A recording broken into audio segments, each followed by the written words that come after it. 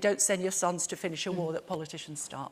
Is Donald Trump winning the war in Iran, or is it just another Iraq? Fraser, kick us off.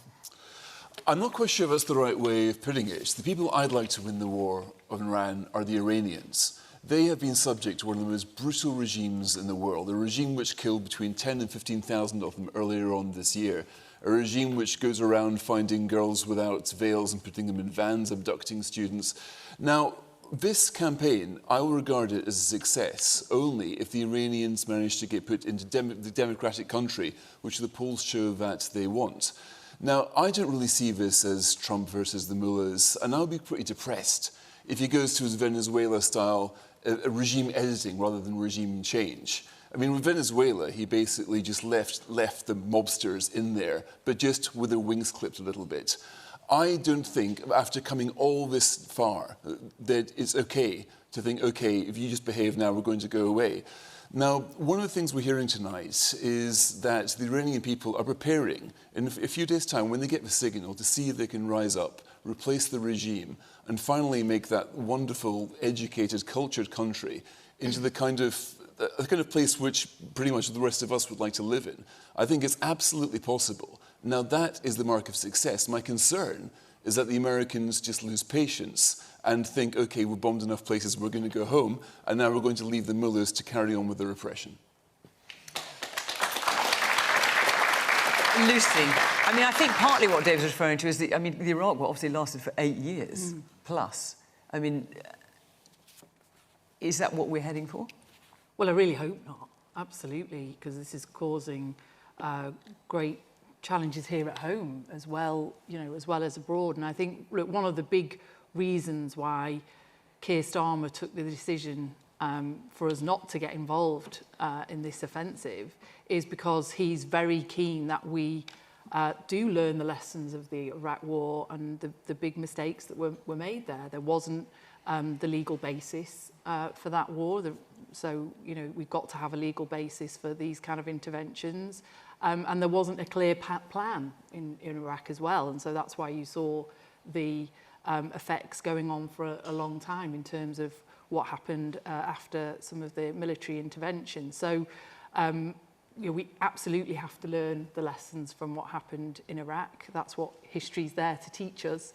And I think we all want to see this particular offensive, this war, coming to an end as soon as possible, because it's having, a big impact on the Middle East, which is now in turn having a big impact on the rest of the world and on our energy bills and, on what's happening in this country. And so Fraser, I want to see that soon. Sorry, Lucy, when you talked about staggering lack of preparedness, is that something you're laying at this government's door or at the previous government's door as well? Oh, the Conservatives are the main offenders in this. When you look at how they let our defence really atrophy from 2010, I mean, Keir Starmer said he's going to increase it. He hasn't done very much. But if you want to know why Cyprus felt so exposed last week, and I grew up there in a military base, and to think that Cyprus was having to call in the French and the Italians because they couldn't trust the Brits, it's embarrassing, but you can't really blame the Labour government because they inherited this dilapidated military.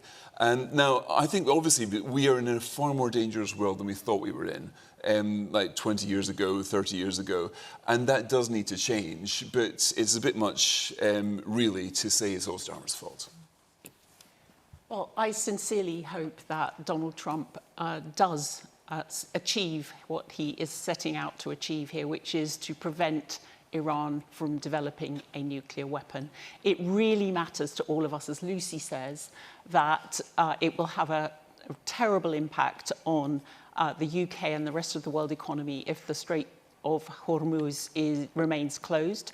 And it is incredibly important for this evil regime, as Fraser says, to be prevented from exporting its dangerous form of terrorism around the world, as it has been doing for so many years, and to do it in a way that is actually armed with a nuclear weapon. Now, where I would differ with what Lucy says is I do think that the UK should play a role in helping Donald Trump by being successful, by allowing... Can we just clarify what your policy is, Harriett? Yeah. So, because I've listened to your leader, pretty much throughout this. This is what, day 13 now. So to begin with, Kay Burley was saying RAF jets need to do more than stop the Archer, shoot down the missiles. They need to stop the missile sites. You need to go to the source. Now that sounds to me like the source being in Iran, the RAF jets need to go to Iran and bomb those sources. She's now saying, that's not what I meant at all. What on earth did she mean then? I'm glad you've given me the opportunity to say that we have been saying for over a month that should our ally, the US, our NATO ally, the US, want to use our bases, then we should give them that But what did she permission. mean so by there is that, a point specifically? of difference with the government. Because the government, because Kay Burley seems to be now saying, no, that's not what I meant at all. But I don't see how you can misinterpret that. RF jets need to stop the missile sites. You need to go to the source. What does that mean if not bombing the sites in Iran? So there are the second part of that is if a drone attack is happening on Akrotiri, for example, or our naval base in Bahrain, of course we should be working with our ally, the United States, to prevent that from damaging not only our military assets, but of course this is something which many of you in the audience will have relatives and friends who live out in Sure, the but just to be clear, she said RAF jets need to do more, they need to stop the missile sites. So what she was suggesting was that RAF jets should go and stop the missile sites, i.e. bomb the missile sites. So I think that is very much one of the things that may be needed to defend. And I think that is something that, were the situation where we were being invited to do that, we should give it serious consideration. I mean, absolutely.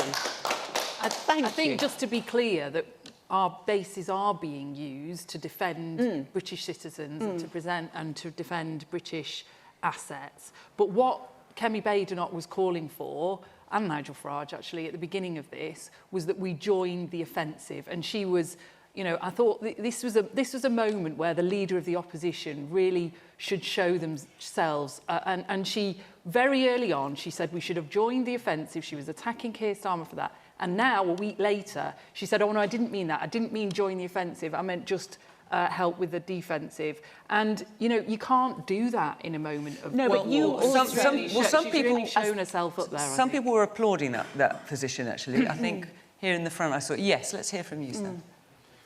I do think that we should stand by our ally in America. They are our closest friend. Yeah. And we need to make sure that the enemies of the West aren't empowered by the lack of us doing nothing. That is our biggest danger. And we need to show strong leadership, which we don't have in Keir Starmer. OK. Man at the very back.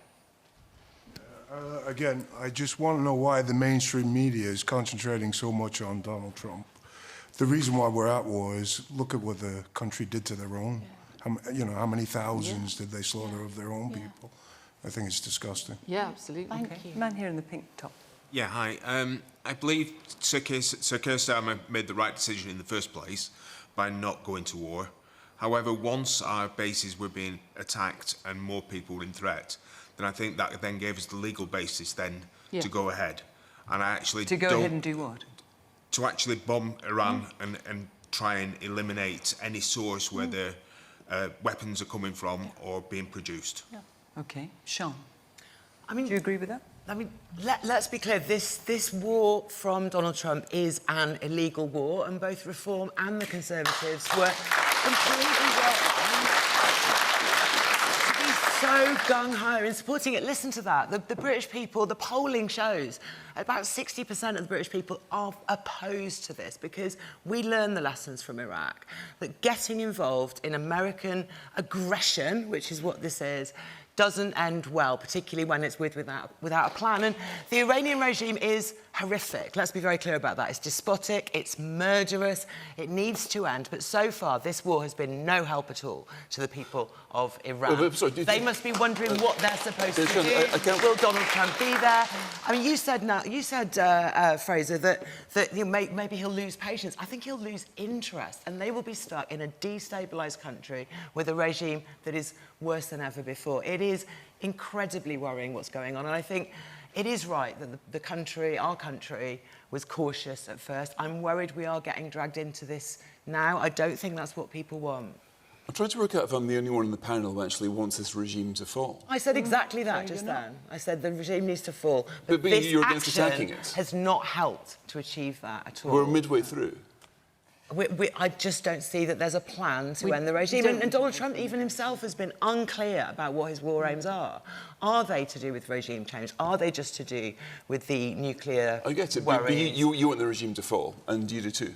It's a terrible regime. It is a terrible regime, and they have murdered tens of thousands of their own people who were uprising and protesting.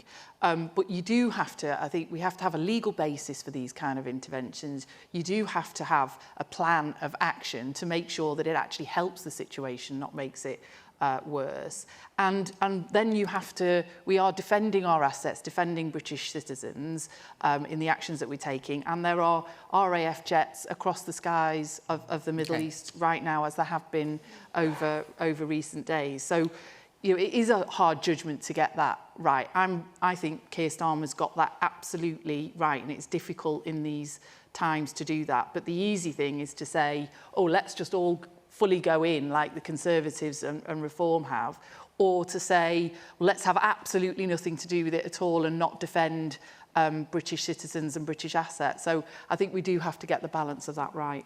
Well, Siân, listen, obviously I've talked to Harriett about what the Conservative policy is. Let's talk about the Green policy for a minute, because I'm a bit unclear when it comes to NATO. So the Green policy is not to have a nuclear deterrent and to cancel Trident. That is clear. When it comes to NATO, the Green policy used to be to come out of NATO.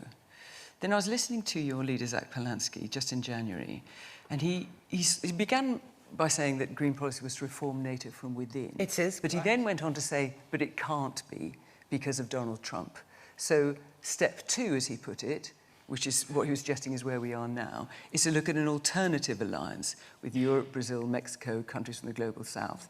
So just translate that for us. That means not going along with NATO then, if we're now at step 2, as he puts it, and actually forming a different kind of alliance. I mean, it is a very, very well worked out and pragmatic policy that we have. have. But have I described that correctly? We wish to stay within NATO. We no longer have a policy to withdraw unilaterally from NATO, and we want to pursue other alliances as well. This is the same position as the Canadian Prime Minister, the German Chancellor, forming that position, Siân? more because reliable alliances. Just listening to Zach Polansky, he did say, you know, the position used to be coming out of NATO, it's now to reform NATO within. But then when he was questioned further about it, he said, but that's just not possible, Donald Trump. So therefore, we need to look at other alliances. Can I tell you who's undermining NATO? Because the North I'm just saying, is that right? Because I think we all want to be clear exactly what the Green policy is. Well, it is that. And look at who is destabilising NATO the most. That is Donald Trump. Look at the North Atlantic Treaty, Articles 1 to 4. They are about defence. They are about building peace. Meanwhile, Donald Trump has renamed the Secretary of Defence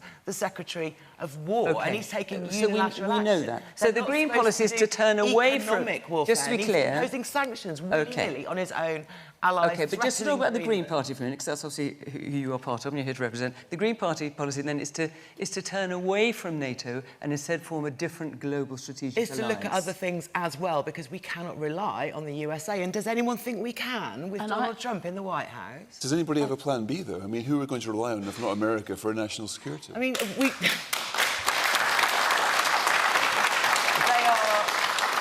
This is exactly the position of the Canadian Prime Minister, that we do need to look to find other alliances which will also keep us safe. We have got those other alliances, but NATO is the absolute underpinning of peace and security and prosperity across the Western world for decades why I was just expressing some faith in the articles in the treaty. And that is the foundation of our security and stability. And if you look at what we've been doing in recent months with the Coalition of the Willing, for example, which Keir Starmer's been leading across Europe and with other allies as well. Either, so you'd leave NATO but there are other allies. Unilateral nuclear disarmament. That's Green policy. We are in favour of nuclear disarmament. We think it's a war crime to use a nuclear weapon in any circumstances. All right, let's hear a bit. Kay, I'm going to come to you, I promise. I'm just going to hear a bit more of the audience. There's a guy in a black top with glasses in the middle. Yes. I'd just like to slightly take issue with what Siân Berry said a few moments ago. I'm not Donald Trump's biggest fan, but he's actually been calling for more countries to pay their fair share into NATO, actually. And just secondly, I find this debate quite confusing because I think everybody on the panel agrees that Iran is an enemy of Britain. I'm sure everyone agrees that Iran shouldn't develop a nuclear weapon. So what should we do? Diplomacy has clearly failed. Iran's clearly behaved as a bad actor and can't be trusted in terms of the uranium that it's enriching and lying about the level and whether they enrich it for peaceful purposes or not. So for me, I think now is the time for there not to be dithering or delay or caution. Freedom has never been free. We have to protect the British people, which is the first responsibility of any government. And I think we made the mistake by not initially helping our strongest ally, which is the United States of America. And if we allow Iran to continue doing what they're doing, we will pay a much heavier price, in my view, if we just allow them not to do anything. My question to those who say that we shouldn't be going into war or whatever, what's your alternative? Okay, Kay.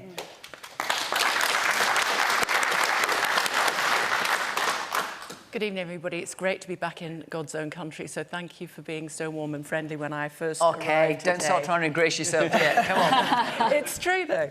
Northerners are always very friendly. Two issues, I think, that we're dealing with here. The first one, to answer David's question, if I may, Trump, whether he's winning the war in Iran.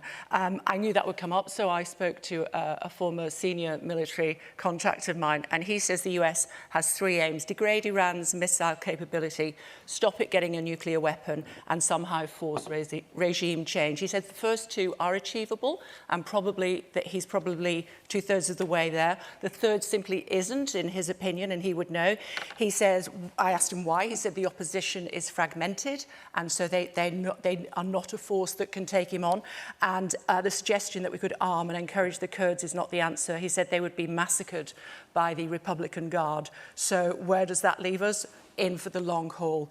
As a result, I think it's important that we were deliberately cautious as a country about getting involved in the war. There is a deep reluctance in Britain to do that. Iraq still casts a very long shadow over what happened back in 2003, and that the former Prime Minister would do well to remember that when he says he's talking off the record. But as David Cameron always said to him, if you're talking off the record, it just means that people don't tweet until you go to the loo. I was a cub reporter on the Evening Post and Chronicle in Wigan back in the early 1980s when Margaret Thatcher decided that she was not having the Falkland Islands invaded, and quite rightly she set up an armada to go down there. Several of the kids who were on that armada were kids that I'd been to school with. And I found myself having to interview their mothers, their terrified mothers, and hoping that they would all come back safely. Thankfully, in my part of the world, they did. But as we know, not all British personnel did come back safely. And so I would say, and I feel this strongly, don't send your sons to finish a war that politicians start. Okay.